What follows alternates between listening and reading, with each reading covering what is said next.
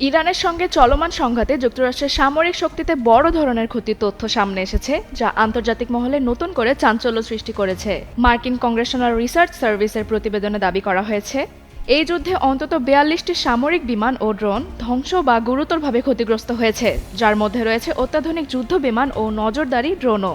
প্রতিবেদনে বলা হয়েছে, ক্ষতিগ্রস্ত সামরিক সরঞ্জামের মধ্যে যুদ্ধবিমান, ড্রোন, নজরদারি বিমান, জ্বালানি সরবরাহকারী বিমান এবং উদ্ধারকারী হেলিকপ্টার রয়েছে। তালিকায় উল্লেখ করা হয়েছে ৪টি F-15E স্ট্রাইক ঈগল, একটি F-35A লাইটনিং II, একটি A-10 থান্ডারবোল্ট, ৭টি KC-135 জ্বালানি সরবরাহকারী বিমান এবং ২৪টি MQ-9 রিপার ড্রোন।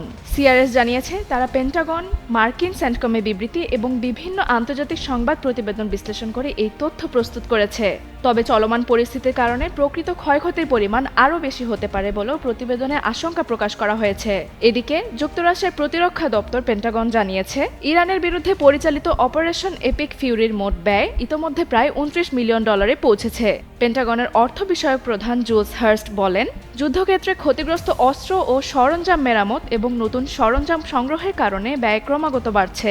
অন্যদিকে ইরানের পররাষ্ট্রমন্ত্রী আব্বাস আরাকচি দাবি করেছেন, এই যুদ্ধ থেকে ইরান গুরুত্বপূর্ণ অভিজ্ঞতা অর্জন করেছে। তিনি সতর্ক করে বলেন, ভবিষ্যতে আবার সংঘাত শুরু হলে ইরান যুক্তরাষ্ট্রকে আরও বড় চমক দেখাতে সক্ষম হবে।